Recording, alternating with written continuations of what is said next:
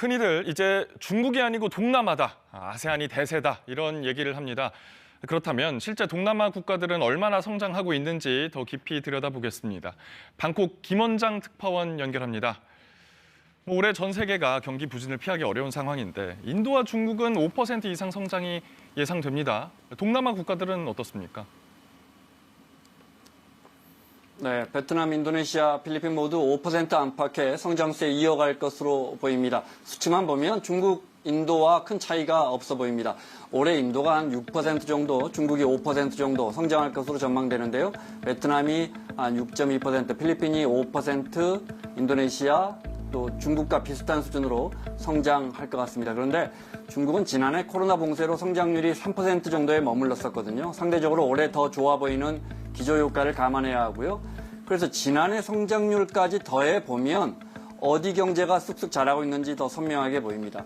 지난해 성장률과 아직 잠정치인데요. 올해 성장률 전망치를 더해보면 역시 베트남이 13% 이상 나오죠. 필리핀도 11% 이상, 인도네시아 10%. 중국보다 더 빠른 속도로 성장하고 있는 겁니다. 물론 이들 동남아 국가들도 중국과의 교역 비중이 워낙 높아서 중국 경제에 여전히 영향을 크게 받고 있습니다. 예, 수치상으로 보면 꽤 높습니다. 국가별로 좀 짚어주시죠. 베트남은 아시다시피 일본이 잔뜩 투자해놓은 동남아에서 유일하게 우리 투자가 1위인 나라가 베트남이고요.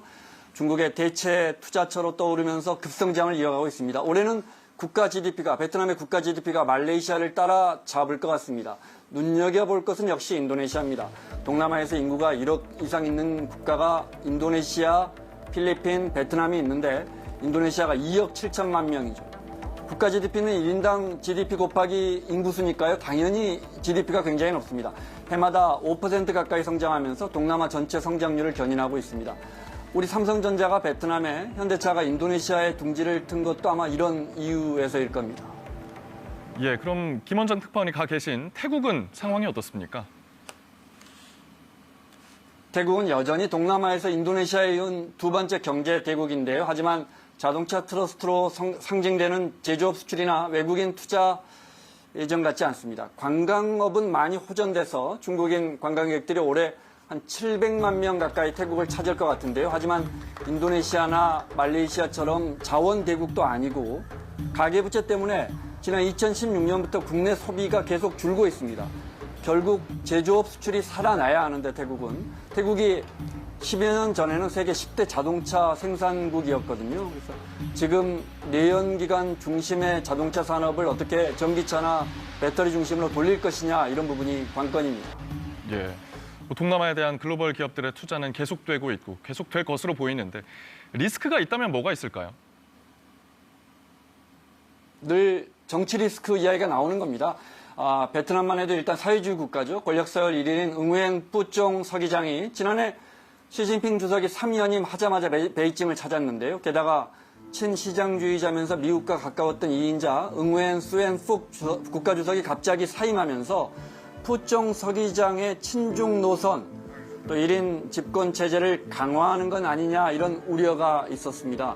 그런데 지난달에 52살의 소장파 보만팅을 깜짝 주석 자리에 올리면서 이런 우려가 크게 사그러들었습니다.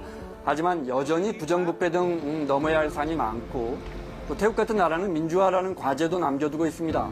19번 쿠데타가 발생한 태국은 한 달 뒤에 이제 총선이 또 열리는데요. 그래서 더 중요한 총선으로 평가받고 있습니다. 여기에 말레이시아나 인도네시아는 점점 이슬람 강경파들의 정치적 입지가 강화되고 있는데 정책에 대한 종교의 입김도 점점 세지고요. 이 부분도 지켜봐야 합니다. 동남아 정치 리스크의 대표 사례라면 미얀마죠. 10여 년 전에 민주화가 되면서 해마다 5에서 7%씩 고성장을 이어왔는데 2년 전에 군부 쿠데타가 나면서 지금은 성장률 통계 잡기도 어려워졌습니다.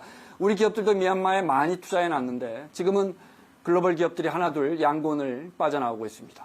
지금까지 방콕이었습니다.